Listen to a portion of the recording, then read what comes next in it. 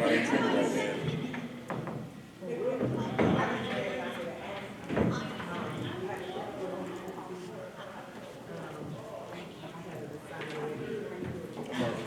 I'm Tim, that's here. It's all right.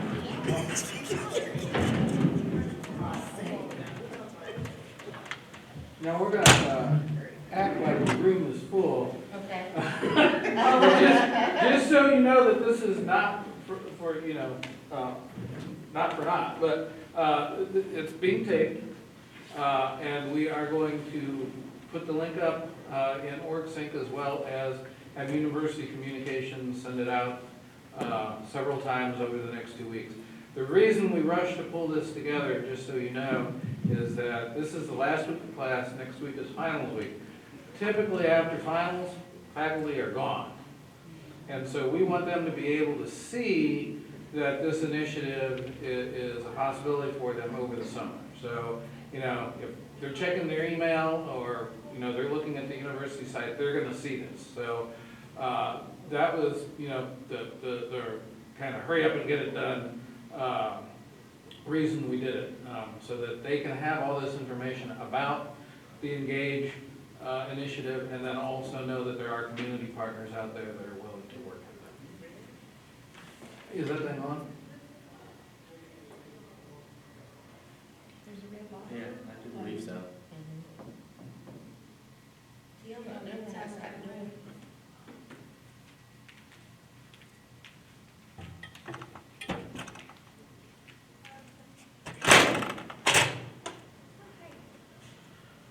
Hi. Come on in. How are you doing? All right, well,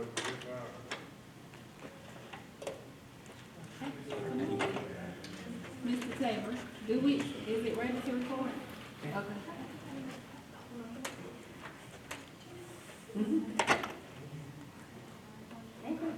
Do we have enough chairs? It's an extra one right there. Yeah, this is here. I don't like. Mr. Taylor, is the camera getting the podium and the table? yes, sir, I got podium and table. No, I'm saying, but is it's got them all in there? Yes, sir. Okay, thank you. Okay, so we're gonna go ahead and start. Dearly beloved, we're gathered here today. Friends, never mind. All right, so my name is Joanna Washington, and I am the administrative coordinator for the Center of Excellence for Community Engagement here on the East Campus. And I have been working with this Engage initiative for about 3 years with Dr. Sweethope, who is sitting in the office, who serves as, in the audience, who serves as the director of the Center of Excellence. So this is our baby. We're here today to kind of go over what Engage stands for and our community partners, and to put the proposal process out there. So if anyone is interested in partnering with us, we can definitely see where we can engage this acronym. So I am going to introduce Ms. Maddie Shiloh, who is the chair of the Engage Committee, and just a brief bio. But before I do that, let me just tell you what Engage stands for. It's an acronym, and it stands for Eat Healthy, No Smoking, Get Tested, Active Lifestyle, Get Financially Fit, and Embrace Your Spirituality. And Ms. Shiloh will tell you more about those and how we see this working with Albany State and the community. So Ms. Shiloh is the Assistant Professor of Nursing on the West Campus. She has been teaching nursing in the traditional setting and online for the past 9 years. Ms. Shiloh earned her master's degree in nursing from Albany State University in 2007 and is currently working on her doctorate in nursing practice. She is the chair of the Engage Committee and has served on this committee since November 2016. And we are definitely excited to have her. We enjoy her enthusiasm. So with no further delay, let me turn it over to Ms. Shiloh.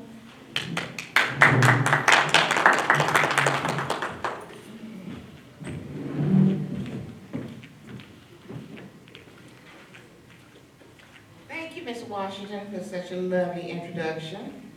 I'm Maddie Shiloh. I am an assistant professor of nursing on the West Campus. I received my master's, as she said, from Auburn State University, and currently I'm working on my doctorate. But I have been a part of the Engage Committee since the fall of last year. The Engage Committee, as Ms. Washington said, has been in existence for the past 3 years. During the fall of 2016, I was contacted by Dr. Sweethope, who asked me to join the committee. And I was very excited, and at that time I was elected chair. But during this time, Dr. Sweethope, along with others, Dr. George Johnson, Dr. Adams, and others, were instrumental in sort of getting the Engage Committee going forward.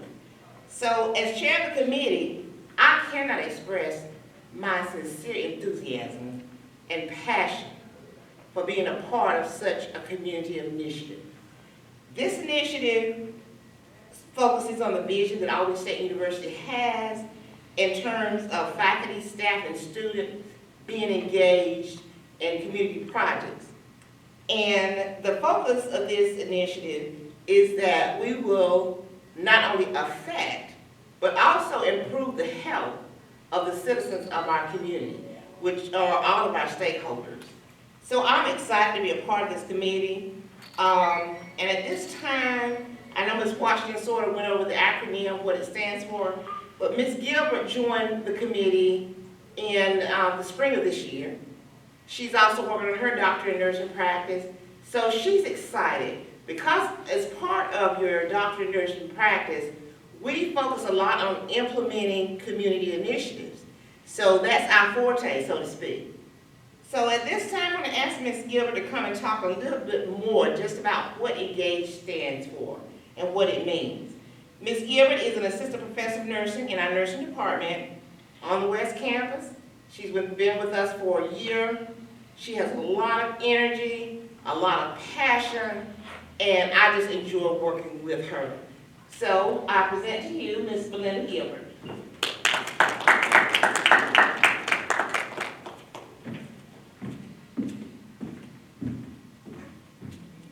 Greetings, everyone. I'm so excited to be here and be a part of this initiative. As Ms. Charlotte stated, I am Ms. Belinda Gilbert, work over on the West Campus. I'm excited to be a part of this initiative because of all the things that it entails and the impact that it will make in not only my life, but the life of everyone in the community. I want to elaborate on the foundational components of this wonderful initiative, and the purpose and the aim of the Engage Committee is to work collaboratively with every one of the stakeholders and key constituents in the area, as well as faculty, staff, and students, to improve the health of everyone in Southwest Georgia and regionally. Now I'm going to elaborate on ENGAGE, the acronym, just a little bit, not much. E stands for eating healthy. That simply means to consume healthy foods such as lean meats, more fruits and vegetables that we all like, as well as consuming non-caloric beverages such as water. N stands for no smoking. I want to emphasize that there will never be a time in your health, as it relates to your health, that smoking is going to be good. G stands for getting tested. It is important for us to know our HIV status, but it is also equally important for us to know our blood glucose levels, our blood pressure numbers, our cholesterol levels, all of those different levels that impact our lives. A stands for active lifestyle. That simply means incorporating some form of physical activity of at least 30 minutes into your daily routine. G stands for getting fit, getting financially fit. It is important for us to budget and save for retirement, for college, as well as for those emergencies that do come up. And we need to be familiar with our credit score. We need to avoid unnecessary spending. I know that is hard for some of us ladies, but we need to avoid unnecessary debt and just incorporate better spending habits. E stands for embracing your spirituality. It is vital that we seek methods to reduce stress. With so much going on in the world today, we got to find an outlet to relax and just meditate. So we need to also tap into our spiritual side, or whatever higher power you believe in. We are looking forward to partnering with everyone here today, as well as others that may not have been able to come today, to bring about positive outcomes, build initiatives, and form lasting relationships. Thank you.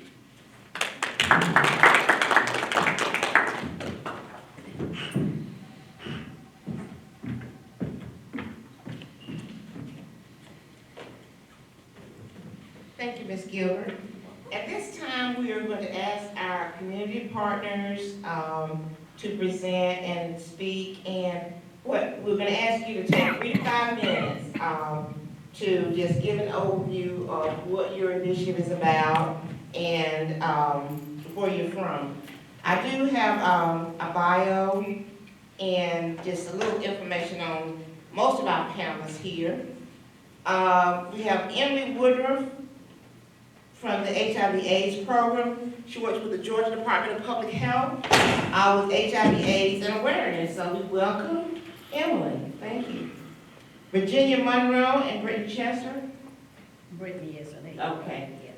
All right. Well, they work with the community and school on physical awareness. So we want to welcome you, Virginia. Thank you for coming. Amber Bell. Hi, Amber. Amber is with the Southwest Georgia Project. Her initiative that she's working with is entitled Garden to Table Healthy Eating. So we welcome Amber to our panel. And we have Erin Willingham. Okay, thank you. She's from Sewega Council on Aging, and her initiative is health and well-being of older Georgians. I think that's wonderful. And also we have DeAndre Cochran, who is with the Get Fit initiative. He's a junior here at Albany State University, and his major is biology. So welcome to all of you. And what I will do is pass the microphone and let you just give an overview one by one, okay? 3 to 5 minutes. You don't have to go 3. Yeah, I'll be good doing 3 minutes. As she stated, I'm Erin Willingham. I am the wellness coordinator with the Sewega Council on Aging. And my duty is really to oversee the health and well-being of the senior citizens in our community. Now we've really tapped into the evidence-based programs, and they're evidence-based because there's actually evidence that they do good, and that proof, the evidence, shows that they have a positive impact on the outcomes that they're structured to fix. And I actually brought some information with me. And then another thing that we have begun is our community garden. So that kind of feeds off of the garden to table healthy eating. We do farmers market, which is more or less a mobile market for the seniors. I've got some farmers that load their stuff up and they bring it to the different senior centers, and I work with the state to get them vouchers. And so they always fill out an evaluation at the end, and in the comments, it's always, can we do this more than once a year? So I gave them my garden, and they can get their own fresh veggies on their own. So, and it really does encourage them to get outside and to be active. And we're hoping to get more community partners to come in and just work with them, because if you've ever seen an older adult around children, they just light up. They really do. So that's one of the many things that we work on. Hi, I'm Emily Woodruff with Southwest Georgia Public Health, and I'm from the HIV/AIDS program. So we partner with ASU to bring HIV testing and counseling and linkage to campus. That's usually with student health services. And then we also, in addition to doing counseling and testing in the community, which we want to increase access to, we also want to increase access to risk reduction methods. And so that would be education, that would be condoms. So we are, our goal is to distribute 100,000 condoms this year. And so one of the ways that you can do that would be through condom distribution sites. We even have dispensers that can be posted on walls and bathrooms and so on. So that's just an absolutely vital component of reducing new HIV cases in our area.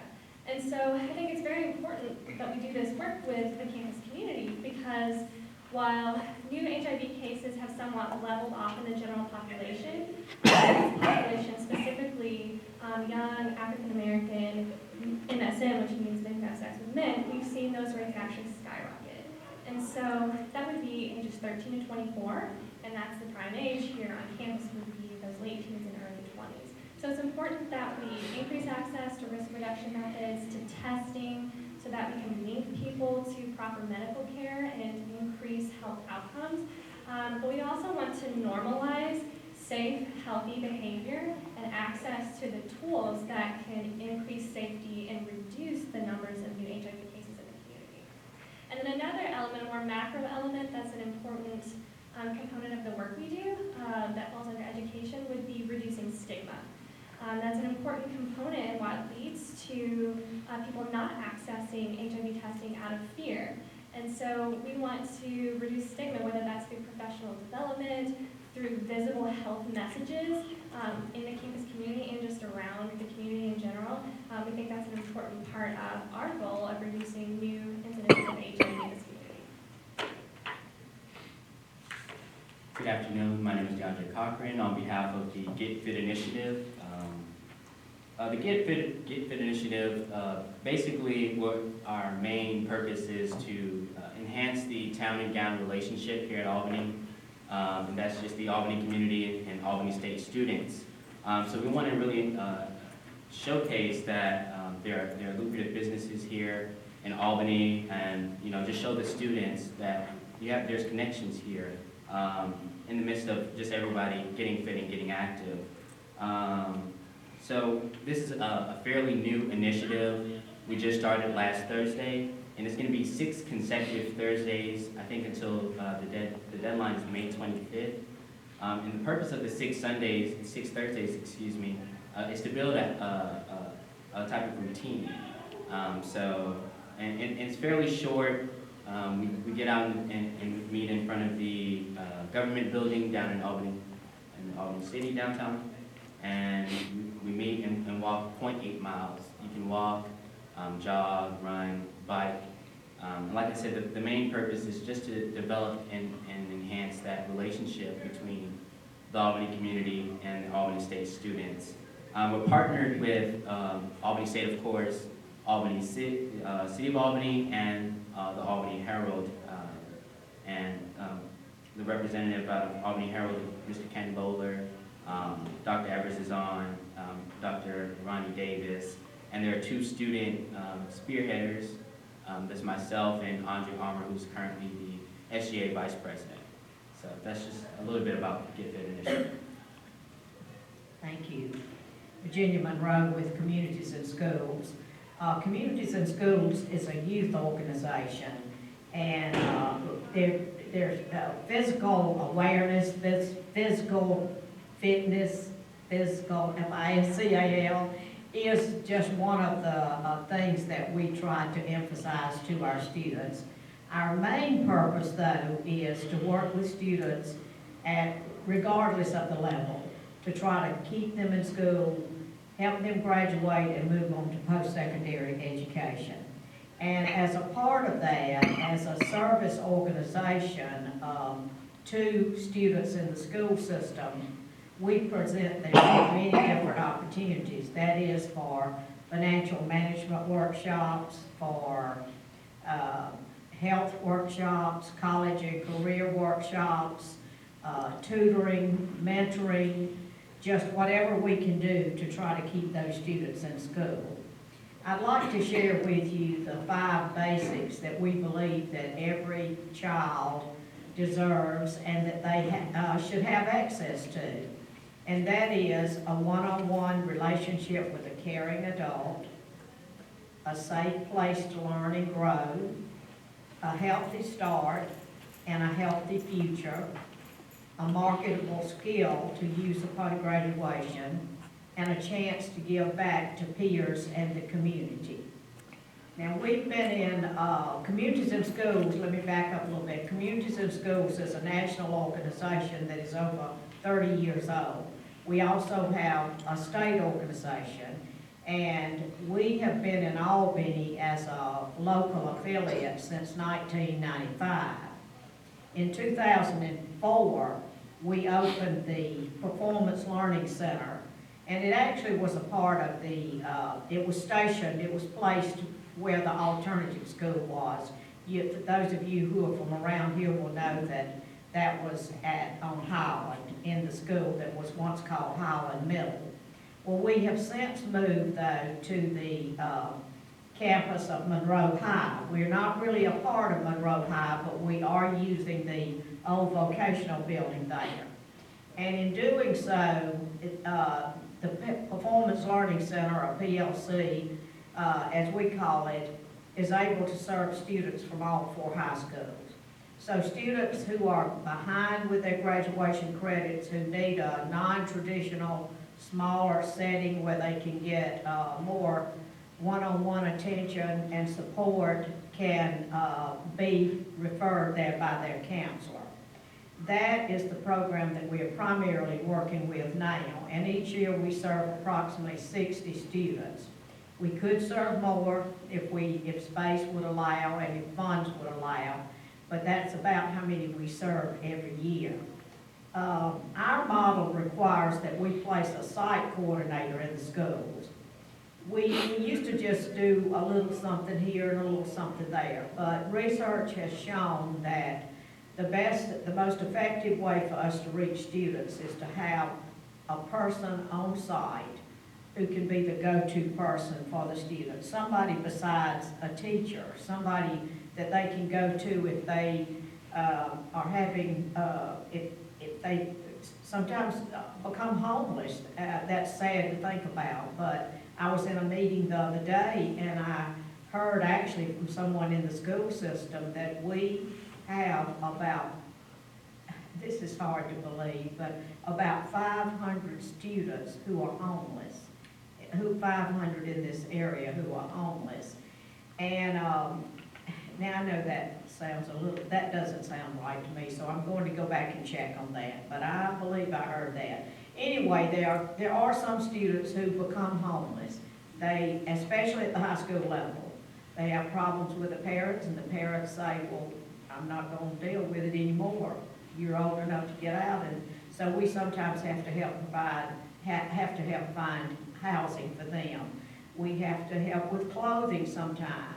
We have to help a teen mother find child care sometimes. Now, I'm not saying that communities and schools can do any and everything, but we try to do whatever we can when those students come to our site coordinator and present a problem. We try to do what we can there.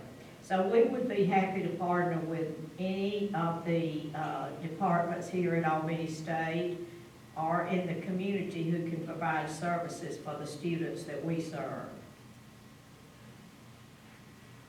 Good afternoon. I'm Amber Bell, Program Director for the Southwest Georgia Project. Southwest Georgia Project has been around for more than 50 years. It was founded out of the Civil Rights Movement in 1966. And the mission of the Southwest Georgia Project is to educate, engage, and empower communities. And we work across Southwest Georgia in 14 counties, the 14 counties that officially make up Southwest Georgia, and an additional 5 counties that share similar demographics. And these 19 counties make up some of the most vulnerable in the state of Georgia and even across the nation, with rising rates of poverty, rising rates of food insecurity, some of the highest rates of diet-related illnesses. So we are working in those communities. We started working with socially disadvantaged farmers, providing them assistance in education to be able to produce a crop that could make it to the market. And then they were able to get crops to the market. We started a couple of markets across Southwest Georgia, and we realized that the populations that needs those fresh fruits and vegetables the most weren't willing to purchase it because of the perception that fresh fruits and vegetables cost more and they don't last as long. So they would rather go into the grocery store and purchase things out of a box or something that can go into the microwave. So we started to provide this education, and along with the education came with a garden, letting people know what fresh food is, first of all, which is odd because we live in the South. in Southwest Georgia, where 11 months out of the year, we're able to have fresh fruits and vegetables in the ground. You can literally go, you can't go 10 miles outside of Albany either way and not run into a farm. But it's still odd that we were running into children all across the region who didn't understand what fresh fruits and vegetables were, and then heads of households who weren't able to prepare fresh fruits and vegetables. So again, we started the education initiative and started doing household gardens and community gardens as a tool to educate households on how to grow and then how to eat and prepare fresh fruits and vegetables so that they can live a healthier lifestyle. And that tool has been phenomenal. We would love to expand that tool to give the opportunity and the resources, because we've used it to study these populations, and we're measuring their BMI or measuring their blood pressure. We're trying to figure out if it's lowering those numbers to improve their overall quality of life, and even reduce the amount that they spend in the grocery store on grocery food, because again, these are households in deep and chronic poverty. And the program has been really successful. I want to thank the Center of Excellence for their efforts. We are so excited to partner with you all to grow the program that you have, and it's centered around our mission, and we're happy to deliver the resources and tools necessary to engage these communities.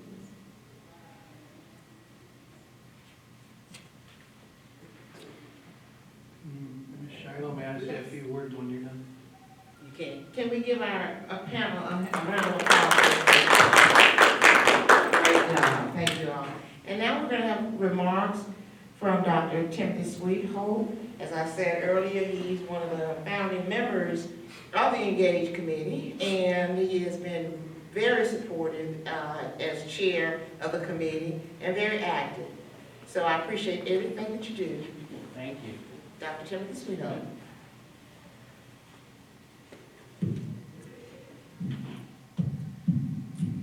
I just wanted to take a few minutes to sort of promote the Engage initiative.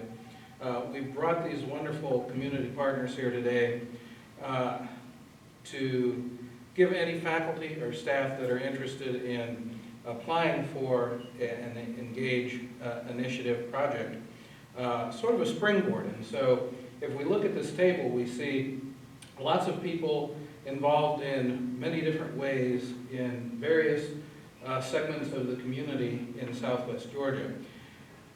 And I want to make clear that that is part of what the Engage initiative is built upon. And so there is no template for an Engage proposal. I'm saying that incorrectly. What we're looking for is for faculty and staff to be creative and decide how they can best partner with community agencies and organizations to go out into the community and improve the health and lives of those people in those communities. There is an application up online in OrgSync. We will send this out via email and also put it up on the OrgSync site so that that link is easy to find. But again, this is an opportunity for faculty and staff to have an idea about how they can in the community, engage the community, improve the health and lifestyles of the people in that community, and have an opportunity to be funded by Title III to do that. And with that, I'll take any other closing comments or questions. Or Ms. Shiloh, do you have any wrapping remarks, or Ms. Washington? Okay, so this video, hopefully you'll find a link for it on the OrgSync page as well as the ASU page somewhere, and we will have contact information for all of our agencies and organizations that are here today, as well as for Ms. Washington at the Center of Excellence for Community Engagement and Ms. Shiloh on West Campus. Thank you very much.